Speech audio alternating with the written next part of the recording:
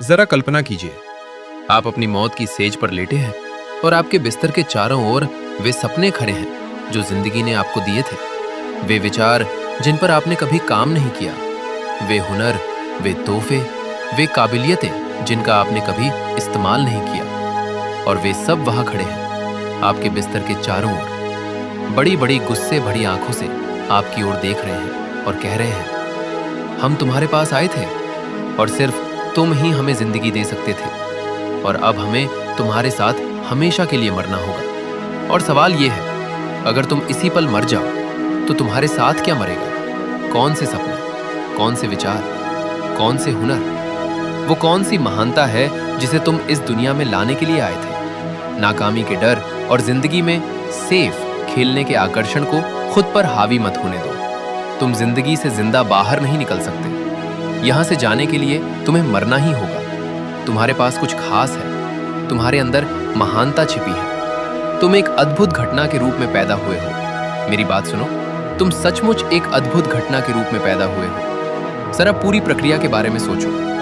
गर्भ में 5 मिलियन विकल्प होते हैं। हम सिर्फ एक शुक्राणु और एक अंडे की बात नहीं कर रहे हैं। वहां 5 मिलियन विकल्प होते हैं, और उन 5 मिलियन विकल्पों में से तुम कामयाब हुए।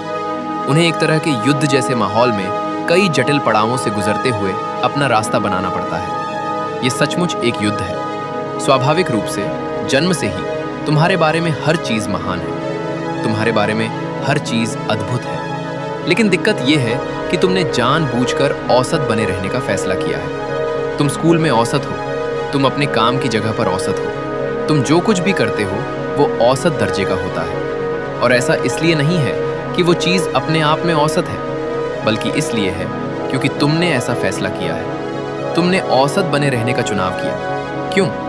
क्योंकि तुम्हारे आसपास के लोग औसत हैं, या शायद तुम एक औसत माहौल में पले बढ़े हो, या किसी औसत स्कूल में पढ़े हो, या किसी औसत कंपनी में काम करते हो। इसलिए तुमने ये तय कर लिया। तुमने तय कर लिया कि तुम अपनी असलियत के खिलाफ जाओगे। तुमने तय कर लिया कि तुम अपनी असलियत के खिलाफ जाओगे।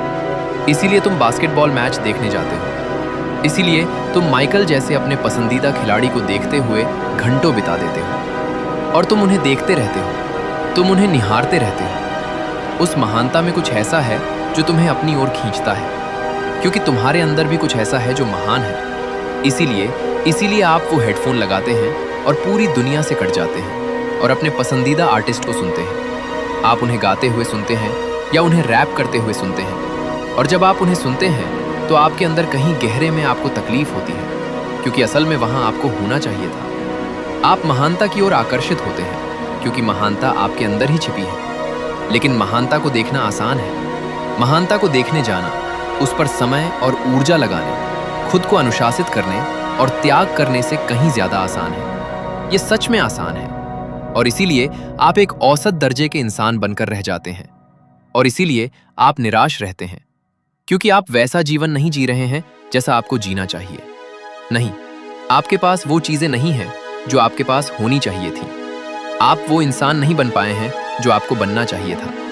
मुझे ये सोचकर ही नफरत होती है कि मैं जीऊं और मर जाऊं, और कभी जान ही ना पाऊं कि अगर मैंने खुद को किसी एक चीज के लिए पूरी तरह समर्पित कर दिया होता तो क्या होता। मेरा दावा है कि आपने कभी ये देखा ही नहीं होगा कि अगर आप अपने सपनों के लिए खुद को पूरी तरह से झोंक दें तो आप क्या बन सकते हैं। अब समय आ गया है कि आप अपने अंदर झांकें और ये फैसला करें कि अपनी किस्मत की बागडोर मेरे ही हाथों में है। यहाँ का मालिक मैं ही हूँ। और जब आप ये फैसला कर लेते हैं कि मैं इसे करके रहूंगा, तो पूरी कायनात आपके आगे झुक जाएगी, और आपकी जिंदगी फिर कभी वैसी नहीं रहेगी जैसी पहले थी। अपने सपनों को जिए। ईश्वर का साम्राज्य इंसान के अंदर ही बसा है, किसी एक इंसान में नहीं, न ही इंसानों के किसी समूह में, बल्कि हर इंसान के अंदर, आपके अंदर। आप लोगों के पास ही असली ताकत है। मशीनें बनाने की ताकत, खुशियां पैदा करने की ताकत। आप लोगों के पास ही ये ताकत है कि आप इस जिंदगी को आजाद और खूबसूरत बना सकें।